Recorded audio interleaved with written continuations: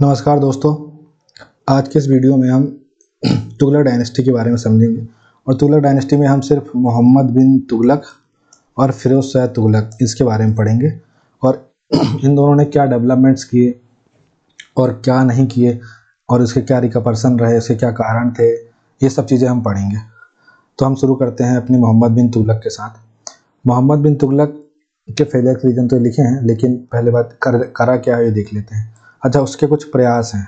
अब सफल असफल की बात नहीं चल रही, उसने जो काम किए बस वो देखना है। उसने राजधानी का ट्रांसफ़र किया, ठीक है। उसने टोकन मुद्रा प्रणाली लागू करी, ठीक है। उसने कृषि सुधार का काम किया, ठीक है। उसने अभियान चलाए, है ना, सैन्य अभियान चलाए उसने। सिंध, कश्मीर, दक्षिणी भारत जैसे राज्यों साम्राज्यों का विस्तार करने का प्रयास किया, ठीक है। फिर प्रशासनिक सुधार किया उसने, जिसमें सख्त कर प्रणाली लागू की। इसका रिकपर्सन बाद में पढ़ेंगे, पर क्या क्या किया ये देखना है अपन को बस। फिर इसने विफलता के कारण है, लेकिन अब ये देख लेते हैं कि उसने किया क्या क्या था। उसकी विनाशकारी नीतियाँ। पहला ये कि उसने कैपिटल ट्रांसफ़र किया। कैपिटल ट्रांसफ़र उसने करने के पीछे जो उसके रीज़न बताए जाते हैं, पहला तो ये माना जाता है कि जो मुग़ल आक्रमण था, जो मंगोलों के आक्रमण हो रहे थे, उससे बचना था। दूसरा उसका रीज़न था कि जो दक्षिण भारत है उसे उसको जीतना था। तो दक्षिण भारत को जीतने के लिए वो चाह रहा था कि उसकी जो कैपिटल है ये किसी ऐसे स्थान पे आ जाए जिससे वो इस क्षेत्र को भी अपने अंदर में रख ले और इस क्षेत्र को भी अंदर में रख ले।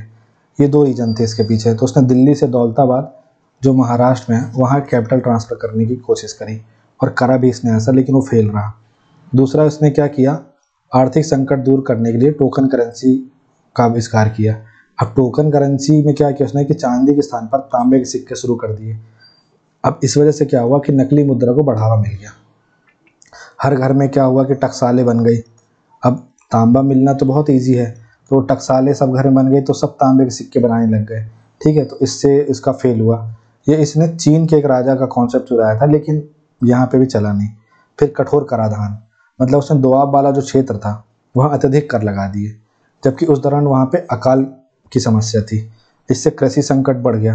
अब देखिए, इस व्यवस्था से आम जन परेशान हुए। इस व्यवस्था से आम जन प्लस सेना दोनों परेशान हुए। इस व्यवस्था से आम जन परेशान भी हुई और भ्रष्टाचार भी बढ़ा, दिक्कत तो हुई उसको। फिर असफल सैन्य अभियान, सिंध, गुजरात, दक्कन जैसे क्षेत्रों में उनके महंगे और असफल अभियानों ने खजाने को खत्म कर दिया। असफल अभियान में और क्या है देखिए, एक उसने खुरासान और कराचिल का अभियान किया। अब ये मध्य एशिया में, जो वर्तमान में मध्य एशिया है, उस क्षेत्र में कब्जा करने के लिए इसने कोशिश करी। अब हुआ क्या है कि उस क्षेत्र में जो राजा था उसको हटा दिया गया था और वहाँ पे एक वैक्यूम की सिचुएशन थी। तो ये सोचा कि हम उस वैक्यूम को फुलफिल करने के लिए वहाँ पे अभियान चलाते हैं। लेकिन जब, और इसने क्या किया, जो इधर सेना भर्ती की तो उनको सबको अग्रिम पैसा दे दिया, ठीक है। उससे क्या हुआ कि जब ये अभियान शुरू करना था, तो अभियान शुरू हो गया, सेना आधे रास्ते पहुँच गई और पता चला कि वहाँ तो वापस इस्टेब्लिशमेंट हो गया। तो जो इनको पैसा दिया गया था वो भी सब वेस्ट हो गया। दूसरा, इसने जो ठंडे क्षेत्र थे, हिमाचल प्रदेश और ये तराई वाले क्षेत्र के ऊपर वाले क्षेत्रों में, इन जगहों पे भी इसने कब्जा करने की कोशिश करी। लेकिन जो सैनिक थे उनके पास हथियार तो थे, लेकिन एक बहुत बड़ी संख्या में सैनिक भेजे, और दूसरा जो सैनिक थे उनके पास उस स्तर की ठंड झेलने के क्या नहीं थे, कपड़े नहीं थे, वस्त्र नहीं थे, जूते नहीं थे। तो इन सब चीज़ों ने बहुत से, मतलब लगभग मान लीजिए कि 80 से 90% सैनिकों को निपटा दिया। ये एक नुकसान हुआ। फिर उसने बुनियादी ढांचे की उपेक्षा करी, सड़कें, नहरें, शहर के बुनियादी ढांचे को बनाए रखने में विफलता हासिल हुई। तो ये सब की वजह से व्यापारिक मार्गों में गिरावट आई। तो ये उसकी विनाशकारी नीतियाँ थी। अब हमें ये देखना है कि उसकी जो विनाशकारी नीतियाँ जो उसने करी, उसके फेल होने के रीज़न क्या थे। तो ये मैंने यहाँ पे लिख रखे हैं। पहला रीज़न ये था कि वो बहुत हाठी और उतावला आदमी था। देखिए, जीवन में वही आदमी सफल होगा जो भले करता अपनी है पर सुनता सबकी है, ठीक है। लेकिन जो सुनता है सबकी, ऐसा नहीं कि वो सुनता सबकी है और करे सबकी, ऐसा नहीं। अगर वो सुनता है सबकी तो उससे ये होता है, ये गलत चीज़ है, पर सुने और करे अपनी, ये अच्छी चीज़ है। ये कॉन्फिडेंस व्यक्ति की पहचान है। लेकिन उससे गलती ये हुई कि वो ना सुन रहा था, ठीक है, और ना सुनने से नुकसान हुआ कि कोई अगर उसको एक ऐसा पॉइंट दे देता कि इससे ये रिकरपर्सन हो सकते हैं, ये कॉन्सिक्वेंसेस आ सकते हैं, नेगेटिव इम्पैक्ट पड़ सकता, तो वो नहीं होता, वो उसने नहीं किया। और उतावला, मतलब जैसे उतावला आदमी, जैसे कि मान लीजिए आपका मेंस का रिजल्ट आया, अब आप पास हो गए, ठीक है, अब आप इतने उतावले हो गए कि आप अगर एसडीएम बनना चाहते हैं तब तो ठीक है, पर मान लीजिए आप डीएसपी बनना चाहते हैं तो आप तो वर्दी ही सिलवा के ले आए। अब वर्दी पहन के सोने उठने लगे, फोटो डालने लगे, सबको बताने लगे कि अरे मेरा तो मेंस निकल गया है, अब बस इंटरव्यू क्या है, बस 175 नंबर है, 100 नंबर लाएंगे, अपना सिलेक्शन हो जाएगा। लेकिन ये एक ऐसे इमोशनली इंटेलिजेंट फेल आदमी की हरकतें हैं। अब मान लीजिए 50-50 प्रोबेबिलिटी है ना, पर वो इस 50 के यस वाले को इतना आगे लेके चल रहा है कि इसके बारे में सोच ही नहीं रहा है। तो हठी और उतावला था। दूसरा, व्यवहारिकता कमी थी, प्रैक्टिकल नहीं है ना। मान लीजिए आपका एमपीपीएससी का जिसका मेंस है 2025 का, उस बंदे का प्री निकला, अगर उसके पास शॉर्ट नोट्स नहीं है, ठीक है, उसके पास आंसर राइटिंग स्किल नहीं है, उसके पास टाइम मैनेजमेंट स्किल नहीं है, और वो आदमी ये बोले कि मैं तो निकाल लूँगा, बस सेमेस्टर एग्जाम की तरह है, तो ये प्रैक्टिकल नहीं है चीज़, ठीक है। तो व्यवहारिकता की कमी थी उसके अंदर कि वो प्लान जो बना रहा है, वो दिल्ली से दौलताबाद लेके जा रहा है, पर वो ये नहीं सोच रहा है कि वहाँ कैसा इन्वायरमेंट होगा, वहाँ किस तरीके के चैलेंजेस आ सकते हैं, सब नहीं सोच रहा, कॉस्ट प्रॉन्स नहीं ध्यान दे रहा। फिर उसकी कठोर दंड नीति, ये भी बहुत बड़ा कारण बनी। फिर उलेमा वर्ग का विरोध। जो पढ़ा लिखा आदमी होता है उसके साथ सबसे बड़ी चीज़ ये होती है कि वो रिलीजन को बहुत कम आंकता है, लेकिन जो एक प्रबुद्ध आदमी होता है वो रिलीजन को टूल की तरह इस्तेमाल करता है, जो उसने नहीं किया। और इसने उसमें उलेमा वर्गों का खूब क्या किया, विरोध किया, उलेमा वर्गों को बहुत फॉर ग्रांटेड लिया। और इस फॉर ग्रांटेड लेने की वजह से हुआ ये कि उसकी नीतियाँ फेल हुई और उन्हें सपोर्ट नहीं मिला, गाइडेंस नहीं मिला। फिर उसने परामर्शदाताओं की उपेक्षा करी कि यार आप हमें क्या ज्ञान देंगे, हमें ऑलरेडी सब कुछ पता है। तो इस चीज़ ने भी उसको परेशान किया और इस चीज़ की वजह से भी उसको परेशानी झेलनी पड़ी। इसके बाद फिर क्या हुआ कि योजनाओं का समय से आगे होना। योजनाओं का समय से आगे होने का मतलब ये है कि अब मार्केट में, मैंने आपको जैसे बताया, डिमांड और सप्लाई वाला खेल है। अभी मार्केट में टमाटर जो है वो 2 रुपये किलो बिक रहे हैं, ठीक है।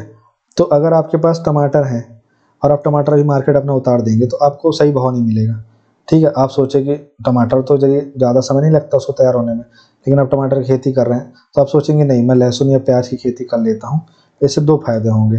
पहला फ़ायदा तो ये होगा कि मैं इसको ड्राई कंडीशन में भी रख सकता हूँ, ठीक है।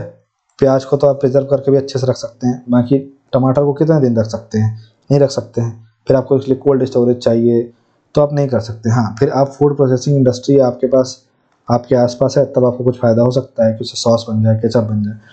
तो आप इस चीज़ को, लहसुन प्याज को बो करके आगे की चीज़ सोच रहे हैं ना, है ना। तो इसने क्या हुआ कि इसके साथ यही समस्या चल रही थी कि ये योजनाओं समय से आगे थी इसकी, मतलब ये उस समय जो देश काल परिस्थिति है, मुझे लगता है ये एग्जाम्पल इसके साथ मैच नहीं कर रहा है, तो मैं अलग से समझा देता हूँ। इसकी जो योजनाएं थी वो ऐसी थी कि जो लोग हैं वो लोग तैयार नहीं हैं उस चीज़ को समझ पाने के लिए, देख पाने के लिए। हाँ, अगर इसके साम्राज्य में पॉलिटिकल स्टेबिलिटी होती, रूल एंड लॉ बहुत बढ़िया होता, लॉ एंड ऑर्डर बहुत बढ़िया होता, तब ये चीज़ बहुत अच्छे से एग्जीक्यूट हो जाती। फिर प्रतिकूल परिस्थितियाँ, कि जैसे प्रतिकूल परिस्थितियाँ ऐसे कि जब दुआब में कर वृद्धि करी तो वहाँ अकाल आ गया। इसके बाद प्रतिकूल परिस्थितियाँ कैसे, जिसने खुरासान कराची में अभियान किया वहाँ इस्टेब्लिशमेंट हो गया, फिर वो वहाँ बर्फबारी हो गई, फिर उसके बाद टोकन करेंसी उसने जारू करी तो नकली चीज़ होने लगी। तो ये सब उसकी प्रतिकूल परिस्थितियाँ, उसकी जिम्मेदार थी उसकी फेलियर होने के। तो ये आप बहुत अच्छे से याद रखिएगा। जब मोहम्मद बिन तुगलक मरा था तो ऐसा कहा जाता है कि ये बोला गया कि राजा को प्रजा से और प्रजा को राजा से मुक्ति मिल गई। ये क्या हो गया,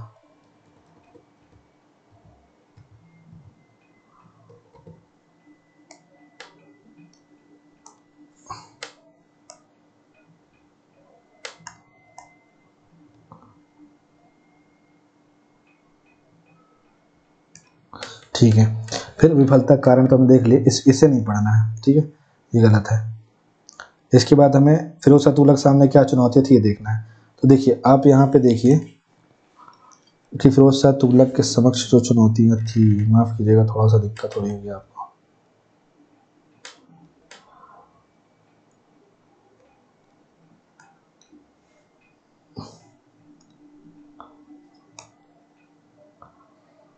फिरोज शाह तुगलक के समय ये समस्या थी कि वो व्यक्ति के सत्ता में आने से पहले, कौन सत्ता में आ गया था? मोहम्मद बिन तुगलक। तो मोहम्मद बिन तुगलक ने क्या किया, आपको पता ही उसने क्या किया। उसने देखिए क्या किया, ये देखिए उसने ये किया कि धर्मनिरपेक्ष था वो, ठीक। अब धर्मनिरपेक्ष था तो उसने क्या किया, उलेमा वर्गों का और जो इस्लामिक जनता है उसके जो टेम्परामेंट है, उनके जो इमोशंस है उसको नहीं समझा। तो इसकी वजह से क्या हुआ, जो जनता है वो उसके विरोध में थी, ठीक। तो फिरोज शाह तुगलक के सामने ये चैलेंजेस आया कि जो जनता है उसको विद्रोह झेलना पड़ा। दूसरा, ये बहुत उदार प्रवृत्ति का था, ठीक है। इससे उदार प्रवृत्ति का था तो क्या था, जो इस्लामिक जनता थी जो उसके साम्राज्य में, वो इसके हिंदुओं के प्रति नरम होने से इससे परेशान थी, ठीक है। तो इसका जनता के प्रति ये विद्रोह था, जनता का इसके प्रति। फिर ये जजिया कर भी नहीं लगाया था, उलेमाओं से ये असंतुष्ट था, उलेमा इससे असंतुष्ट थे। तो इससे क्या था, जो उलेमा वर्ग था उसका इसको सपोर्ट नहीं था। तो जब फिरोज शाह तुगलक बना तो उसके सामने चैलेंजेस आया कि उलेमा वर्गों को खुश करना है ना, ये धर्मनिरपेक्ष है तो जनता को खुश करना है, उदार है तो कट्टर बन के जनता को खुश करना है। कृषक परेशान थे इससे, क्यों? क्योंकि उसने दौर में कर वृद्धि कर दी थी, तो इसे कृषक को संतुष्ट करना है। सेना संतुष्ट थी क्योंकि खुरासान कराची अभियान और वो ठंडी जगहों में भेज रहा है, तो सेना को संतोष में डालना है। तो ये सब उसके सामने चुनौतियाँ थी, जनता की, उलेमा वर्ग की, कृषकों की, ये सब चीज़ों की उसके सामने चुनौतियाँ थी। यहाँ पे हम देखते हैं फिरोज शाह तुगलक के सामने चुनौतियाँ, ठीक है।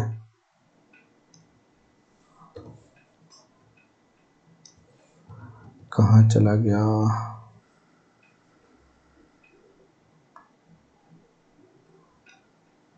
हाँ, फिरोज शाह तुगलक के समझ क्या चुनौतियाँ थी कि धार्मिक चुनौती ये थी कि उलेमा वर्ग का असंतोष उसको झेलना पड़ा। कृषक वर्ग के सामने क्या था कि उसने कर वृद्धि कर रखी थी, किसने?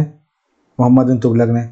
तो 50% के आसपास कर वृद्धि हो रखी थी और उधर पे टैक्सेशन लगा जैसे दोआब में, तो ये कृषकों के खिलाफ, उस कृषकों के लिए उसको सही करना था। ये कृषक नाराज थे, धार्मिक उलेमा नाराज थे, ठीक है। आर्थिक चीज़ों की वजह से जनता नाराज थी और उसके बाद जो क्षेत्रीय असंतोष भी था, फिर सेना जो है वो भी नाराज थी।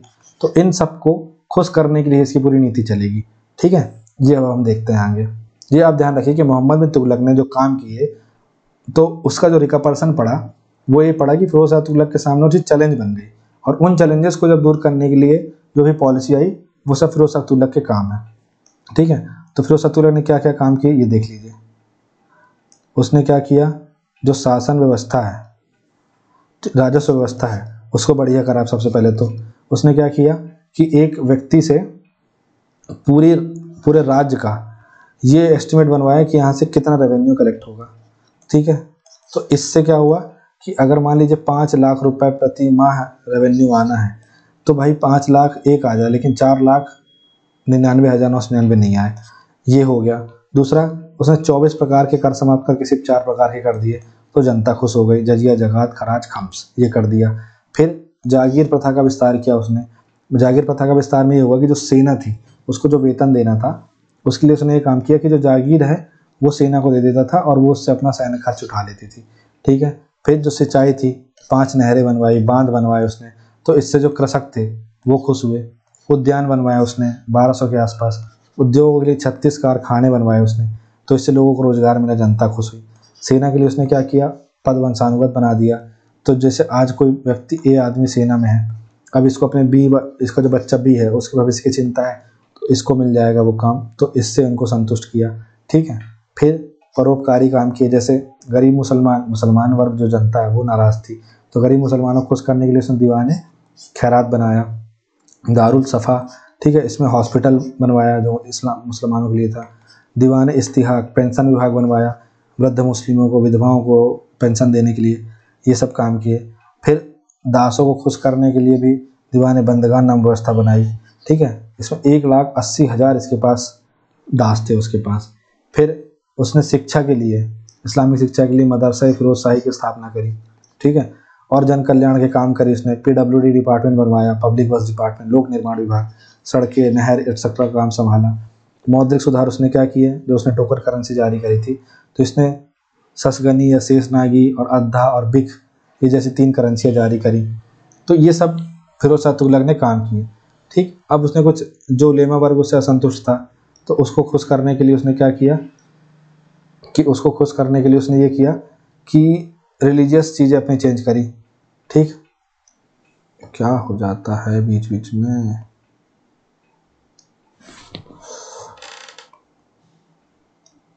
हाँ थोड़ा सा पेशेंस, ठीक है। तो फिरोज शाह तुगलक ने क्या किया, रिलीजियस काम में मोहम्मद बिन तुगलक के उलट उसने धर्मतंत्र की स्थापना करी। वो धर्मनिरपेक्षता की बात कर रहा था, इसने धर्मतंत्र स्थापित किया, शरीयत के हिसाब से चीज़ें जारी करी इसने। फिर इस्लामिक रूल ऑफ लॉ, ठीक है, इस्लामिक रूल फॉलो होगा, ठीक है। उसके बाद गैर इस्लामिक, जैसे मोहम्मद बिन तुगलक होली भी मनाता था, ठीक है, तो ये सब काम इसने बंद करे। गैर मुस्लिमों के प्रति कट्टर नीति अपनाई, जजिया जैसे लागू कर दिया, ठीक है, और हिंदुओं के प्रति बिल्कुल उदार नहीं था। ये सब उसके पॉलिटिकल चीज़ें थी, ठीक है, क्योंकि देखिए जो इसकी माँ थी वो एक हिंदू थी, फिरोज शाह तुगलक की, तो उसे परिस्थिति के हिसाब से उसे सब कदम उठाने पड़ रहे थे कि उसे इनको संतुष्ट करना पड़ेगा, ठीक है। फिर जजिया लगा दिया और महल के भित्ति चित्र नष्ट कर दिए। कैसे, जैसे महलों, जैसे जो इस्लाम में आप जानते होंगे कि किसी भी प्रकार की जो वो होती है बुत परस्ती, ठीक है ना, वो स्वीकार नहीं होती। तो आप ये देखेंगे कि फूल पत्ती इनके चित्र बने होंगे, इसके अलावा आप नहीं पाएंगे। तो महल के जो भित्ति चित्र थे वो सब नष्ट कर दिए इसने, भित्ति मतलब दीवार, ठीक है ना। तो ये चीज़ें थी फिरोज शाह तुगलक के सामने और उसने ये सब चीज़ों को हैंडल किया। फिर हम एक बार देख लेते हैं कि विनाश का नीतियाँ देख लिया हमने, रचनात्मक नीतियाँ, अब हम इसको देख लेते हैं कि जैसे इसने क्या क्या काम किया। जैसे इसने काम क्या किया, इसने ये काम किया कि दिल्ली के गौरव का बहाल किया, है ना। बुनियादी ढांचे में सुधार और सार्वजनिक स्थानों के पुनर्निर्माण के द्वारा दिल्ली को राजनीतिक और सांस्कृतिक केंद्र के रूप में पुनर्जीवित किया। दूसरा, आर्थिक स्थिरता, कठोर करों को समाप्त किया और हल्की राजस्व प्रणाली की जगह यहाँ पे मतलब ये कहना चाह रहा है कि मतलब जो इजी राजस्व प्रणाली की शुरू की इसने और मुद्रा को स्थिर किया। वही शेषगनी, अद्धा, बिक जारी किए उसने। 24 प्रकार के कर थे उसको 4 कर दिया। कृषि सुधार किया, यमुना नहर जैसी सिंचाई प्रणाली विकसित की, कृषि और व्यापार को बढ़ावा दिया। फिर सफल सैन्य रणनीतियाँ चलाई इसने। उसके बाद इसने आंतरिक स्थिरता बनाने के लिए उसने क्या किया कि विस्तार के बजाय क्षेत्रों को मजबूत किया, ठीक। बुनियादी ढांचा और कल्याण परियोजनाएं चलाई, जैसे फिरोजाबाद, जौनपुर ऐसे शहर इसने स्थापित करवाए। अस्पताल, उद्यान, शैक्षणिक संस्थान बनवाए, जैसे मदरसा फिरोज शाही। अस्पताल में जैसे दीवाने बंदगान नहीं, जैसे अस्पताल के लिए क्या बनवाया था इसने, अभी हमने आखिरी में देखा था, जैसे 1200 के आसपास उद्यान बनवाया इसने, ठीक है। फिर फिरोज शाह तुगलक के व्यवहारिक दृष्टिकोण ने मोहम्मद बिन तुगलक की कई विनाशकारी नीतियों को प्रभावी ढंग से उलट दिया, जिससे साम्राज्य स्थिर हो गया, ठीक। ये आपको ध्यान रखना है। तो आपको बस इतना याद रखना है कि मोहम्मद बिन तुगलक ने क्या किया, उसका सारा उलट काम जो है आप फिरोज शाह तुगलक से करवा लीजिए। तो यहाँ पे आपका जो ये स्लाइड है कंप्लीट होती है, टॉपिक कंप्लीट होता है और मुझे ऐसा लगता है कि आपको समझ में आ गया होगा। Thank you for watching this video. मिलते हैं अगले वीडियो।